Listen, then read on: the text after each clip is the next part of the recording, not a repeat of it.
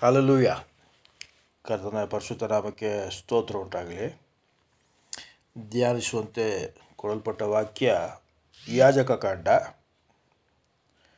18ನೇ ಅಧ್ಯಾಯ 25ನೇ ವಾಕ್ಯದಲ್ಲಿ ಓದುವಾಗ ಕರ್ತನ ಪರಿಶುದ್ಧ ನಾಮಕ್ಕೆ ಸ್ತೋತ್ರ. ಈ ಜಾಗದಲ್ಲಿ ಕರ್ತನಿಗೆ ಇಸ್ರೇಲ್ ಜನಗೆ ಹೇಳುವ ಒಂದು ವಾಕ್ಯ ಏನಂದರೆ, ಇದಕ್ಕೆ ಮುಂಚೆ ಈ ನೆಲದಲ್ಲಿ ಈ ಭೂಮಿಯಲ್ಲಿ ಜೀವಿಸಿದ್ದ ಅಥವಾ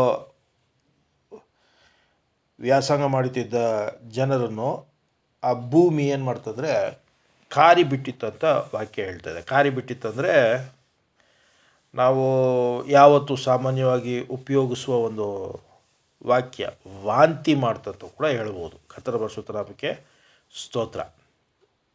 ಆವಾಗ ಯಾಜಕ ಕಾಂಡದಲ್ಲಿ ಕರ್ತನು ಇಸ್ರೇಲ್ ಜನರಿಗೆ ಮೋಸೆ ಮುಖಾಂತರ ಕೆಲವು ಅಪ್ಪಣೆಗಳನ್ನು ಕೊಡ್ತಾರೆ. ಕರ್ತನ ಪರಿಶುದ್ಧ ನಾಮಕ್ಕೆ ಸ್ತೋತ್ರ. ಹೆಂಗಿರಬೇಕು, ಯಾರೊಟ್ಟಿಗೆ ಸಂಬಂಧ ಇಡಬೇಕು, ಯಾರನ್ನು ಮದುವೆ ಮಾಡಬೇಕು, ಯಾರನ್ನು ಮದುವೆ ಮಾಡಬಾರದು, ಯಾವುದನ್ನು ತಿನ್ನಬೇಕು, ಯಾವುದನ್ನು ತಿನ್ನಬಾರದು ಅನ್ನೋದನ್ನು ಕೆಲವು ಅಪ್ಪಣೆಗಳನ್ನು ಕೊಡ್ತಾರೆ. ಆ ಅಪ್ಪಣೆಗಳನ್ನು ಕೊಡುವಾಗ ಅದರಲ್ಲಿ ಈ ಪದವನ್ನು ಉಪಯೋಗಿಸ್ತಾರೆ. ಯಾವ ರೀತಿ ಅಂದರೆ, ನಾನು ಕೊಡುವ ನಿಮಗೆ ವಾಗ್ದಾನವಾಗಿ ಕೊಡುವ ಭೂಮಿಯಲ್ಲಿ ನೀವು ಹೋಗಿ ವ್ಯಾಸಂಗ ಮಾಡುವಾಗ ಅಥವಾ ಅಲ್ಲಿ ಹೋಗಿ ಇರುವಾಗ, ಕರ್ತನ ಪರಿಶುದ್ಧ ನಾಮಕ್ಕೆ ಸ್ತೋತ್ರ, ನೀವು ನಾನು ಕೊಟ್ಟಿರುವ ಅಪ್ಪಣೆಗಳನ್ನು ಪಾಲನೆ ಮಾಡಲಿಲ್ಲ ಅಂದರೆ ನಾನಲ್ಲ, ಆ ಭೂಮಿ ನಿಮ್ಮನ್ನು ಏನು ಮಾಡುತ್ತೆ, ಕಾರಿ ಬಿಡುತ್ತೆ ಅಂತ ವಾಕ್ಯ ಹೇಳ್ತದೆ. ಕರ್ತನ ಪರಿಶುದ್ಧ ನಾಮಕ್ಕೆ ಸ್ತೋತ್ರ. ಹಾಗಂದರೆ ವಾಂತಿ ಮಾಡುತ್ತೆ ಅಂತ ವಾಕ್ಯ ಹೇಳ್ತದೆ. ಇದೇ ಕೆಲವು ಹಿಂದೆ ಹೋದರೆ ಇದೇ ಯಾಜಕ ಕಾಂಡದಲ್ಲಿ ಭೂಮಿ ದೇವರ ವಿರೋಧವಾಗಿ ಅಥವಾ ಪರಿಶುದ್ಧಾತ್ಮನ ಅಭಿಷೇಕ ಹೊಂದಿರುವ ದೇವ ಸೇವಕರ ವಿರೋಧವಾಗಿ ಮಾತಾಡಿದ ಮಕ್ಕಳನ್ನು ಏನು ಮಾಡ್ತು, ಈ ಭೂಮಿ ನುಂಗಿದ್ದನ್ನು ನಾವು ನೋಡ್ಬೋದು ಆ ಅಧ್ಯಾಯಗಳಲ್ಲಿ. ಆದರೆ ಈ ಅಧ್ಯಾಯದಲ್ಲಿ ದೇವರು ಏನು ಹೇಳ್ತಾ ಇದ್ದಾರಂದರೆ, ಕಾರಿ ಬಿಡುತ್ತೆ ಅಂತ. ಕರ್ತನ ಪರಿಶುದ್ಧ ನಾಮಕ್ಕೆ ಸ್ತೋತ್ರ ಉಂಟಾಗಲಿ. ಕೆಲವು ಜನಗಳನ್ನು ನಾವು ನೋಡ್ಬೋದು, ಒಂದೇ ಜಾಗದಲ್ಲಿ ಇರೋಕ್ಕಾಗಲ್ಲ, ಅವ್ರ ಕೈಯಲ್ಲಿ ತಿರುಗಳಾಡ್ಕೊಂಡಿರ್ತಾರೆ. ಆ ರೀತಿ ಭೂಮಿನಲ್ಲಿ ಮೊದಲನೇ ಮನುಷ್ಯ, ನೆತ್ತರನ್ನು ಚೆಲ್ಲಿದ ಮನುಷ್ಯ, ತನ್ನ ಸ್ವಂತ ಸಹೋದರವನ್ನು ಕೊಂದು ಅವನಿಂದೆ ನಾನೇನು ಅವನು ಕಾವಲ್ಗಾರನ ಅಂತ ದೇವರನ್ನೇ ಪ್ರಶ್ನೆ ಮಾಡಿದ ಮನುಷ್ಯ.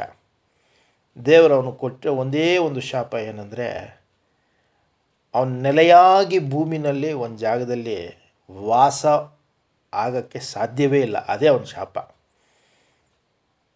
ತಿರುಗಳಾಡ್ಕೊಂಡಿರಬೇಕು.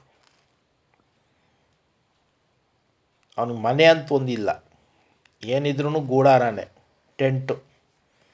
ಕರ್ತನ ಪರಿಶುದ್ಧ ನಾಮಕ್ಕೆ ಸ್ತೋತ್ರ. ಆ ಭೂಮಿ ಕಾರಿ ಬಿಡುತ್ತೆ ಅನ್ನೋದಕ್ಕೆ ಒಂದು ಒಳ್ಳೆಯ ಉದಾಹರಣೆ ಇದು.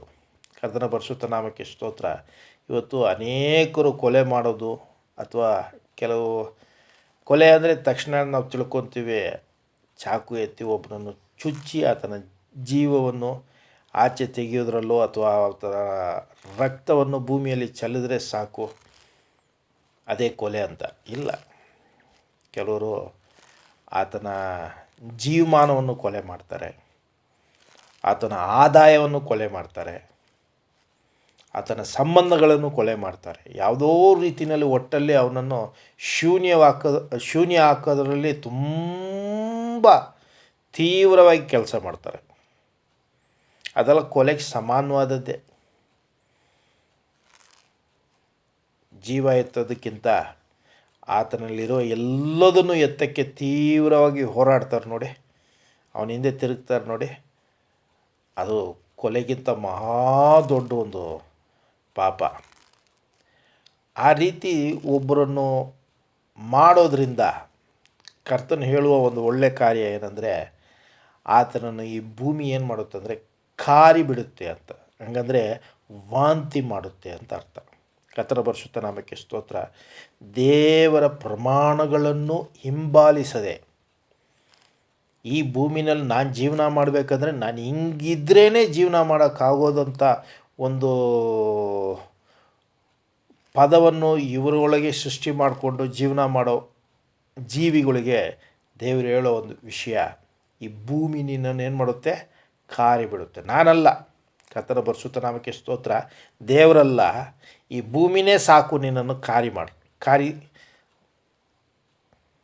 ವಾಂತಿ ಮಾಡಲಿಕ್ಕೆ. ಕರ್ತನ ಪರಿಶುದ್ಧ ನಾಮಕ್ಕೆ ಸ್ತೋತ್ರ. ಮೊದಲನೇ ಕಾರ್ಯ, ಯಾವತ್ತು ದೇವರು ನಮಗೆ ಕೊಟ್ಟಿರೋ ಪ್ರಮಾಣವನ್ನು ನಾವು ಹಿಂಬಾಲಿಸುವ ಒಂದು ಒಳ್ಳೆ ಜನರಾಗಿ, ದೇವರ ಜನರಾಗಿ ನಾವು ಬದುಕಿರಬೇಕು. ಕರ್ತನ ಪರಿಶುದ್ಧ ನಾಮಕ್ಕೆ ಸ್ತೋತ್ರ. ಜ್ಞಾನೋಕ್ತಿಗಳು ಬರೆದ ಪುಸ್ತಕ 23ನೇ ಅಧ್ಯಾಯ 8ನೇ ವಾಕ್ಯದಲ್ಲಿ ದೇವರು 2 ಬಗ್ಗೆ ಮಾತಾಡ್ತಾರೆ. ಒಂದು, ಆಹಾರ ಬಗ್ಗೆ ಮಾತಾಡ್ತಾರೆ. ಕರ್ತನ ಪರಿಶುದ್ಧ ನಾಮಕ್ಕೆ ಸ್ತೋತ್ರ. ಎರಡನೇದಾಗಿ ನಮ್ಮ ಬಾಯಿಂದ ಬರುವ ನುಡಿಗಳ ಬಗ್ಗೆ ಮಾತಾಡ್ತಾರೆ. ಸೊ ಮೊದಲನೇ ಕಾರ್ಯ, ಆಹಾರ ಅಂತ ಹೇಳುವಾಗ ಯಾವುದು ಬೇಕಾದರೂ ತಿನ್ನೋದಲ್ಲ, ಯಾವತ್ತೂ ತಿನ್ನೋದಲ್ಲ. ಹಲ್ಲೆಲೂಯಾ. ಕರ್ತನ ಪರಿಶುದ್ಧ ನಾಮಕ್ಕೆ ಸ್ತೋತ್ರ. ಕರ್ತನು ಈ ಅಧ್ಯಾಯದಲ್ಲಿ ಓದುವಾಗ ದೇವರು ಹೇಳ್ತಾರೆ, ನಿನ್ನ ಬಾಯಲ್ಲಿ ಕತ್ತಿ ಇಕ್ಕು ಫಸ್ಟು ಅಂತಾರೆ. ತಿನ್ನೋ ವಿಷಯದಲ್ಲಿ ಯಾವತ್ತೂ ಯೋಚನೆ ಮಾಡಬೇಕು. ಆ ಆಹಾರ ಪ್ರಿಯವಾಗಿ ನಾವಿರಬಾರ್ದು. ಯಾವತ್ತೂ ನಾವು ಏನು ತಿಂದ್ರೂ ನಮ್ಮ ಹೊಟ್ಟೆ ಹಸುವಿಗಾಗಿ ತಿನ್ನಬೇಕು ಅಷ್ಟೇ. ನಾವು ಜೀವಿಸೋದಕ್ಕಾಗಿ ತಿನ್ನಬೇಕು, ಜೀವನ ಮಾಡೋದೇ ತಿನ್ನೋದಕ್ಕಾಗಿರಬಾರ್ದು. ಕರ್ತನ ಪರಿಶುದ್ಧ ನಾಮಕ್ಕೆ ಸ್ತೋತ್ರ. ಎರಡನೇದು, ಪದಗಳು. ನಮ್ಮ ಬಾಯಿಂದ ಬರೋ ಪದಗಳು ಯಾವ ರೀತಿ ಇರಬೇಕಂದ್ರೆ, ಬೇರೆಯವರಿಗೆ, ನಮ್ಮ ಪದಗಳನ್ನು ಕೇಳುವವರಿಗೆ ಅದು ಸಮಾಧಾನ ಕೊಡುವ ಒಂದು ಪದವಾಗಿರಬೇಕು, ಅಥವಾ ಅವರಿಗೆ ಧೈರ್ಯ ಛಲವನ್ನು ಕೊಡುವ ಒಂದು ಪದವಾಗಿರಬೇಕು. ಅದನ್ನು ಬಿಟ್ಬಿಟ್ಟು ನೀವು ಮಾತಾಡುವ ಮಾತು ಅಥವಾ ನುಡಿಗಳು ಅವರಿಗೆ ಅಸಹ್ಯವಾಗಿರಬಾರ್ದು. ಕರ್ತನ ಪರಿಶುದ್ಧ ನಾಮಕ್ಕೆ ಸ್ತೋತ್ರ. ಬಾಯಿಂದ ಬರುವ ಒಂದು ಅಸಹ್ಯವಾದ ಒಂದು ವಿಷಯ ಏನಂದರೆ ವಾಂತಿನೇ. ಕರ್ತನ ಪರಿಶುದ್ಧ ನಾಮಕ್ಕೆ ಸ್ತೋತ್ರ. ನಿಮ್ಮ ಆಹಾರ ನಿಮಗೆ ವಾಂತಿಯಾಗಿ ಇರಬಾರ್ದು, ನಿಮ್ಮ ಬಾಯಿಂದ ಬರುವ ಪದಗಳು ಇನ್ನೊಬ್ಬರಿಗೆ ವಾಂತಿಯಾಗಿರಬಾರ್ದು. ಕರ್ತನ ಪರಿಶುದ್ಧ ನಾಮಕ್ಕೆ ಸ್ತೋತ್ರ. ಒಂದು. ಎರಡನೇ ವಿಚಾರ, ಕರ್ತನ ವಾಕ್ಯದಲ್ಲಿ ಅದೇ ಜ್ಞಾನೋಕ್ತಿಗಳು 26ನೇ ಅಧ್ಯಾಯ 11ನೇ ವಾಕ್ಯದಲ್ಲಿ ಓದ್ತಾ ಇದ್ದಾರೆ. ಅದರಲ್ಲಿ ಹೇಳ್ತಾರೆ ಕರ್ತನು, as a dog returns to its own vomit fools folly. ಹಂಗಂದರೆ ಏನರ್ಥ ಅಂದರೆ, ಒಂದು ಹೆಂಗೆ ಹೇಳೋದು, ಕರ್ತನ ಪರಿಶುದ್ಧ ನಾಮಕ್ಕೆ ಸ್ತೋತ್ರ, ಕರ್ತನನ್ನು ಹಿಂಬಾಲಿಸಿ ತಿರ್ಗಾ ಕರ್ತನನ್ನು ತಿರಸ್ಕರಿಸಿ, ನಾನು ಇದಕ್ಕೆ ಮುಂಚೆ ಇದ್ದಿದ್ದೇ ಚೆನ್ನಾಗಿತ್ತು, ಇದರಲ್ಲಿ ಬಂದು ತುಂಬ ನಾನು ಕಷ್ಟ ಅನುಭವಿಸ್ತಾ ಇದ್ದೀನಿ ಅಂತ ಹೇಳುವವರು ಯಾವ ರೀತಿ ಅಂತ ಹೇಳಿದ್ರೆ, ನಾಯಿ ಯಾವುದನ್ನು ಕಕ್ಕುತ್ತೋ ಅದನ್ನು ಹೋಗಿ ತಿಂತಾರಲ್ಲ, ಅದಕ್ಕೆ ಸಮಾನ ಅಂತಾರೆ ದೇವರು. ಅದು ಯಾರ ಬಗ್ಗೆ ಮಾತಾಡ್ತಾರೆ ಅಂದರೆ, ದೇವರು ಬ್ಯಾಕ್ ಸ್ಲೈಡಿಂಗ್ ಅಂತ ಆಂಗ್ಲದಲ್ಲಿ ಹೇಳ್ತಾರೆ. ದೇವರನ್ನು ತಿರಸ್ಕರಿಸ್ಬಿಟ್ಟು ಹೋಗೋದು. ಆ ರೀತಿ ದೇವರನ್ನು ತಿರಸ್ಕರಿಸಿ ಹೋದ ಅನೇಕ ಜನರನ್ನು ನಾವು ವೇದವಾಕ್ಯದಲ್ಲಿ ನಾವು ನೋಡ್ಬೋದು. ಕರ್ತನು ಹೇಳ್ತಾನೆ, ನಿನ್ನಲ್ಲಿರುವುದನ್ನು ಎಲ್ಲವನ್ನು ಬಿಟ್ಟು ನನ್ನ ಹಿಂಬಾಲಿಸಂದರೆ ನೀನು ಹೇಳುವ ಸತ್ಯ ತುಂಬ ಕಠಿಣವಾಗಿದೆ ಅಂತ ದೇವ್ರ ಹತ್ರ ಹೇಳ್ಬಿಟ್ಟು ಅವರು ಹೋಗ್ಬಿಡ್ತಾರೆ. ಕರ್ತನ ಪರಿಶುದ್ಧ ನಾಮಕ್ಕೆ ಸ್ತೋತ್ರ. ಯಾವತ್ತೂ ದೇವರನ್ನು ರುಚಿ ನೋಡುವ ಒಂದು ಮಕ್ಕಳಾಗಿ ನಾವಿರಬೇಕು. ಕರ್ತನ ಪರಿಶುದ್ಧ ನಾಮಕ್ಕೆ ಸ್ತೋತ್ರ. ಆತನ ಕೃಪೆ, ಆತನ ದಯ ಯಾವತ್ತೂ ನಮಗೆ ನೂತನವಾಗಿರುತ್ತೆ. ಬೆಳಗ್ಗೆ ಎದ್ದಿದ ತಕ್ಷಣ ಮುಂಜಾನೆ ಆತನ ಕೃಪೆ ಬಂದು ಯಾವತ್ತೂ ನೂತನವಾಗಿರುತ್ತೆ. ಆತನ ದಯ ಯಾವತ್ತೂ ನೂತನವಾಗಿರುತ್ತೆ. ಆತನ ಆಶೀರ್ವಾದ ಯಾವತ್ತೂ ನಮಗೆ ನೂತನವಾಗಿರುತ್ತೆ, ಹೊಸದಾಗಿರುತ್ತೆ. ಕರ್ತನ ಪರಿಶುದ್ಧ ನಾಮಕ್ಕೆ ಸ್ತೋತ್ರ. ನೆನ್ನೆ ನಮಗೆ ದೇವರು ಕೊಟ್ಟ ಆಶೀರ್ವಾದವನ್ನು ಇವತ್ತು ಅದೇ ಆಶೀರ್ವಾದವನ್ನು ಕೊಡಲ್ಲ. ನೆನ್ನೆ ದೇವರು ಕೊಟ್ಟ ಕೃಪೆಯನ್ನು, ಅದೇ ಕೃಪೆಯನ್ನು ಇವತ್ತು ದೇವರು ನಮಗೆ ಕೊಡಲ್ಲ. ಹಲ್ಲೆಲೂಯಾ. ಹೊಸದಾದ ಕೃಪೆಯನ್ನು ನಮಗೆ ಕೊಡ್ತಾರೆ, ಹೊಸದಾದ ಆಶೀರ್ವಾದವನ್ನು ಕೊಡ್ತಾರೆ, ಹೊಸದಾದ ದಯವನ್ನು ನಮಗೆ ಕೊಡ್ತಾರೆ. ಕರ್ತನ ಪರಿಶುದ್ಧ ನಾಮಕ್ಕೆ ಸ್ತೋತ್ರ ಉಂಟಾಗಲಿ. ಅದರಿಂದ ಯಾವತ್ತು ದೇವರನ್ನು ಹಿಂಬಾಲಿಸುವ ಮಕ್ಕಳಾಗಿರಬೇಕು, ದೇವರನ್ನು ಬಿಟ್ಟು ತಿರಸ್ಕರಿಸಿ ಹೋಗುವ ಮಕ್ಕಳಾಗಲ್ಲ. ಹಲ್ಲೆಲೂಯಾ. ಕರ್ತನ ಪರಿಶುದ್ಧ ನಾಮಕ್ಕೆ ಸ್ತೋತ್ರ. ನಮ್ಮ ಜೀವಮಾನ ಯಾವತ್ತು ದೇವರನ್ನು ರುಚಿ ನೋಡುವ ಒಂದು ಜೀವವಾಗಿರಬೇಕು. ವೇದವಾಕ್ಯ ಬಗ್ಗೆ ಹೇಳುವಾಗ ಹೇಳ್ತಾರೆ, ಜೇನಿಗಿಂತ ರುಚಿವಾದದ್ದು. ಜೇನಿಗಿಂತ ಕರ್ತನ ಪರಿಶುದ್ಧ ನಾಮಕ್ಕೆ ಸ್ತೋತ್ರ ಉಂಟಾಗಲಿ. ಆ ಜೇನನ್ನು ರುಚಿ ನೋಡೋದು ಬಿಟ್ಬಿಟ್ಟು ಬೇರೆ ಕಾರ್ಯಗಳಕ್ಕೆ ನಾವೇನು ಮಾಡಬಾರ್ದು, ಹೋಗಲೇಬಾರ್ದು. ಕರ್ತನ ಪರಿಶುದ್ಧ ನಾಮಕ್ಕೆ ಸ್ತೋತ್ರ. ಯಾವತ್ತು ನಾವು ಮುಂದೆ ನೋಡುವಾಗ ಮುಂದೆ ಸಾಗಬೇಕು ಹೊರತು ಹಿಂದೆ ತಿರುಗಿ ನೋಡೋ ಒಂದು ಜೀವಮಾನ ನಮ್ಮಲ್ಲಿ ಯಾವತ್ತೂ ಇರಬಾರ್ದು. ಕರ್ತನ ಪರಿಶುದ್ಧ ನಾಮಕ್ಕೆ ಸ್ತೋತ್ರ.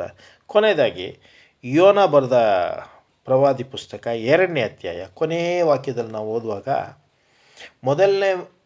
ಅದೇ ಯೋನ ಬರೆದ ಪುಸ್ತಕದಲ್ಲಿ 1ನೇ ಅಧ್ಯಾಯ ಕೊನೆಯ ವಾಕ್ಯದಲ್ಲಿ ದೇವರು ಅದೇ ಒಂದು ದೊಡ್ಡ ಮೀನು ತಿಮಿಂಗಲವನ್ನು ಯೋನವನ್ನು ನುಂಗಲಿಕ್ಕೆ ಅಪ್ಪಣೆ ಮಾಡಿ ಅದನ್ನು ಒಂದು ತಯಾರು ಸ್ಥಿತಿನಲ್ಲಿ ಇಟ್ಟಿದ್ದರು. ಕರ್ತನ ಪರಿಶುದ್ಧ ನಾಮಕ್ಕೆ ಸ್ತೋತ್ರ. 2ನೇ ಅಧ್ಯಾಯದಲ್ಲಿ ಪ್ರಾರಂಭದಲ್ಲೇ ಯೋನ ಏನು ಮಾಡೋದು, ತನ್ನ ತಪ್ಪನ್ನು ಅರಿದು ತನ್ನನ್ನು ತಿದ್ದಿಕೊಳ್ಳಲು ದೇವರೊಟ್ಟಿಗೆ ಕ್ಷಮಾಪಣೆ ಕೇಳಿ ಪ್ರಾರ್ಥನೆ ಮಾಡುವಾಗ ಅದೇ ಮೀನು ದೇವರ ಅಪ್ಪಣೆಯಿಂದ ಅವನನ್ನು ಒಣ ನೆಲದಲ್ಲಿ ಬಂದು ಕಕ್ಕುವುದನ್ನು ಈ ವಾಕ್ಯದಲ್ಲಿ ನಾವು ನೋಡ್ಬೋದು. ಕರ್ತನ ಪರಿಶುದ್ಧ ನಾಮಕ್ಕೆ ಸ್ತೋತ್ರ. ಯೋನ ಬರೆದ ಪುಸ್ತಕ 2ನೇ ಅಧ್ಯಾಯ 10ನೇ ವಾಕ್ಯದಲ್ಲಿ ಆತನನ್ನು ಒಣ ನೆಲದಲ್ಲೇ ದೊಡ್ಡ ಮೀನು ಬಂದು ಯಾವ ಮೀನು ನುಂಗುತ್ತೋ ಅದೇ ಮೀನು ಅವನನ್ನು ಏನು ಮಾಡ್ತದೆ, ಕಕ್ಕುತ್ತದೆ ಅಂತ ವಾಕ್ಯ ಓದ್ತದೆ. ಹಲ್ಲೆಲೂಯಾ.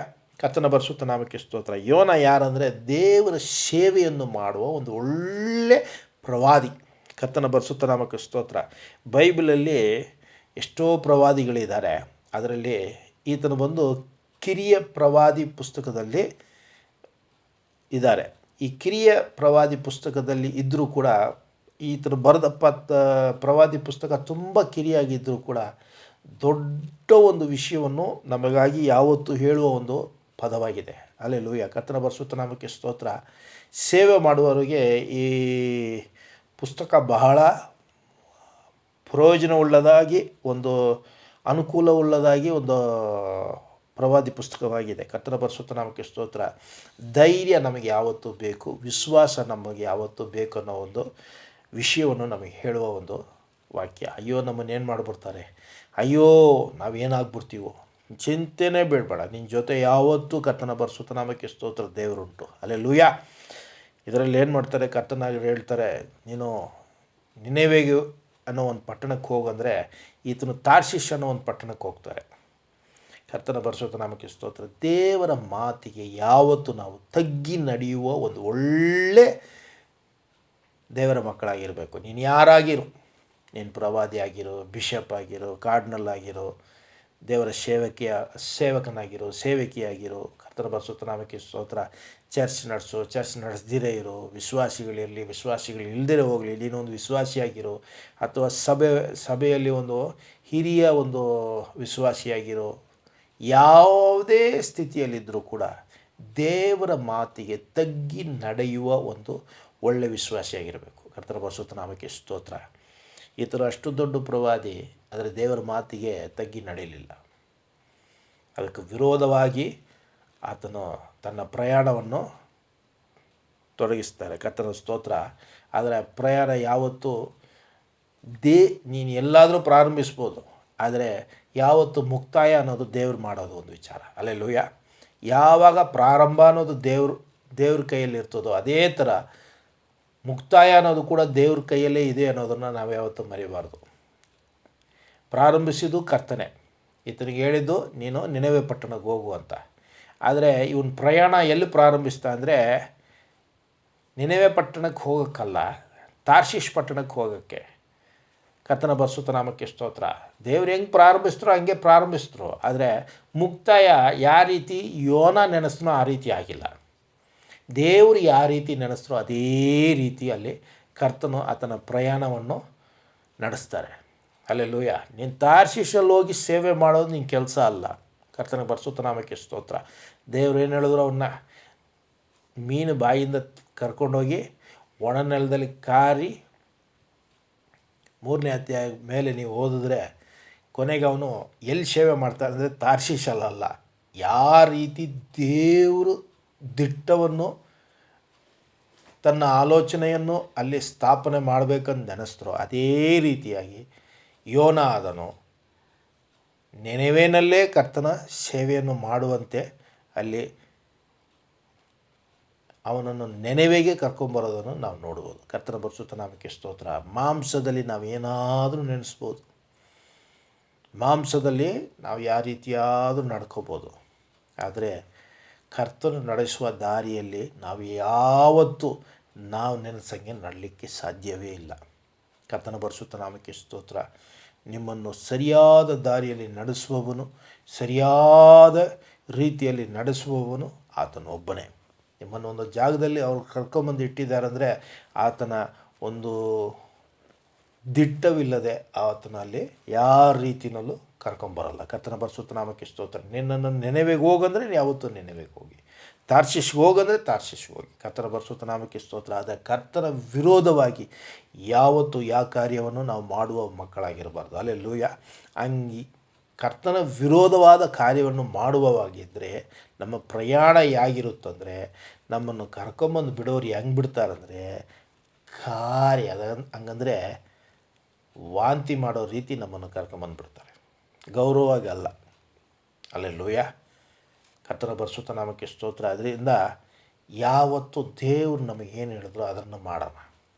ದೇವರು ಯಾವ ರೀತಿ ನಡೆಸ್ತಾರೋ ಆ ರೀತಿ ನಾವು ನಡ್ಕೊಂಡು ಹೋಗ್ಬಿಡೋಣ. ನಮ್ಮದೊಂದು ಆಲೋಚನೆ, ನಮ್ಮದೊಂದು ಜ್ಞಾನ, ನಮ್ಮದೊಂದು ಬುದ್ಧಿ, ನಮ್ಮದೊಂದು ತಿಳುವಳಿಕೆ, ನಮ್ಮದೊಂದು ಅನುಭವವನ್ನು ಯಾವತ್ತೂ ದೇವರೊಟ್ಟಿಗೆ ನಾವು ಹೋಲಿಸಿ ನೋಡಬಾರ್ದು. ಅಲ್ಲೆಲ್ಲೂಯ. ನಮಗೆ ಈ ಅನುಭವ, ಈ ಜ್ಞಾನ, ಈ ಬುದ್ಧಿ, ಈ ಛಲ ಇದೆಲ್ಲವನ್ನು ಕೊಟ್ಟಿದ್ದು ಯಾರಂದರೆ ಕರ್ತನು. ಆತನ ಹತ್ರ ಹೋಗಿ ನಮ್ಮ ಜಾಣತನವನ್ನು ತೋರಿಸೋದು ಬೇಡ. ಅಲ್ಲೆಲ್ಲೂಯ. ನೆನೆವೆಗೆ ಹೋಗು ಅಂದರೆ ಕರ್ತನ ಪರಿಶುದ್ಧ ನಾಮಕ್ಕೆ ಸ್ತೋತ್ರ. ಆ ದೇಶದಲ್ಲಿ ಕರ್ತನು ನೆನೆವೆನಲ್ಲಿ ಎಲ್ಲ ರೀತಿಯಾದ ಬಾಗಿಲುಗಳನ್ನು ಕರ್ತನು ತೆಗೆದಿಟ್ಟಿರ್ತಾನೆ. ನನಗೆ ನೆನೆವೆನಲ್ಲಂದರೆ ಕರ್ತನ ನೆನೆವೆನಲ್ಲೇ ನನಗೆ ತೆಗೆದಿಕ್ಕಿರ್ತಾರೆ. ನಾನು ನೆನೆವೆ ಬಿಟ್ಬಿಟ್ಟು ತಾರ್ಷೀಷ್ಗೆ ಹೋದರೆ ಯಾವ ಬಾಗಿಲು ನನಗೆ ತೆಗೆಯಲ್ಲ. ಕರ್ತನ ಪರಿಶುದ್ಧ ನಾಮಕ್ಕೆ ಸ್ತೋತ್ರ. ಯಾವತ್ತೂ ನಾವು ಕರ್ತನ ವಾಕ್ಯಕ್ಕೆ ಕಿವಿ ಕೊಡುವ ಒಂದು ಮಕ್ಕಳಾಗಿರಬೇಕು. We should be always obedient to the word of god. When he says you have to leave for Nineveh, leave for Nineveh, never go for Tarshish. Nineveh is your open door, not Tarshish. Nineveh is your open door. ಕರ್ತನ ಪರಿಶುದ್ಧ ನಾಮಕ್ಕೆ ಸ್ತೋತ್ರ. Obey to the word of God. ದೇವರ ವಾಕ್ಯಕ್ಕೆ ಯಾವತ್ತೂ ತಗ್ಗಿ ನಡೆಯುವ ಮಕ್ಕಳಾಗಿ ನಾವಿರಬೇಕು. ಆತನ ಮಾತನ್ನು ಯಾವತ್ತೂ ಗೌರವಿಸುವ ಒಂದು, ಆತನು ನಮಗೆ ಹೇಳುವ ಮಾತನ್ನು ಗೌರವಿಸುವ ಒಂದು ಮಕ್ಕಳಾಗಿರಬೇಕು. ಹಂಗಿಲ್ಲ ಅಂದರೆ ಕರ್ತನ ಪರಿಶುದ್ಧ ನಾಮಕ್ಕೆ ಸ್ತೋತ್ರ. ನಾವು ಹೋಗೋ ಎಲ್ಲ ಜಾಗದಲ್ಲೂ ನಮ್ಮನ್ನು ಕಾರಿ ಬಿಡ್ತಾರೆ. ಕರ್ತನ ಪರಿಶುದ್ಧ ನಾಮಕ್ಕೆ ಸ್ತೋತ್ರ. Wherever you go, if you do the will of God, there will be a welcome. If you don't go, if you don't do the will of God, let me tell you, my brothers and sisters, you will be vomited. You will be vomited. You will be vomited. Thank you, my Jesus. Thank you, my Lord. I thank you and I welcome you for all these wonderful words what you have given to us, O Lord. Bless us, guide us and lead us. Let us not be something which has been vomited. Let us be a blessing to the God. Let us be a blessing to the God who follow all the commandments of the Lord. Oh, my Jesus, thank you. That land may not vomit us. Thank you, my Jesus. Thank you, my Jesus. Thank you, my Jesus. Let us obey whatever the God says. Let us not turn back. ಹಿಂತಿರುಗಿ ನೋಡದೆ ಕರ್ತನಲ್ಲಿ ವಿಶ್ವಾಸದಲ್ಲಿ ಮುಂದೆ ಸಾಗುವ ಒಂದು ಒಳ್ಳೆ ವಿಶ್ವಾಸಿಯಾಗಿ, ಒಳ್ಳೆ ದೇವ ಸೇವಕನಾಗಿರೋದಕ್ಕೆ ಕರ್ತನ ಪರಿಶುದ್ಧ ನಾಮಕ್ಕೆ ಸ್ತೋತ್ರ. Bless us, O Lord. Thank you, Jesus. Thank you, Jesus. Thank you, Jesus. ದೇವರು ಕೊಡುವ ಒಂದೊಂದು ವಾಕ್ಯಗಳನ್ನು ಕೇಳಿ ಅದರ ಪ್ರಕಾರವಾಗಿ ಹಿಂಬಾಲಿಸುವ ಒಂದು ಒಳ್ಳೆ ವಿಶ್ವಾಸಿಯಾಗಿರಲು ಕೃಪೆ ನೀಡುವಂತೆ ಪ್ರಾರ್ಥಿಸ್ತೀನಿ ತಂದೆ. Bless us, bless us, bless us, bless us. In Jesus' precious name we pray and receive. Amen, amen, amen.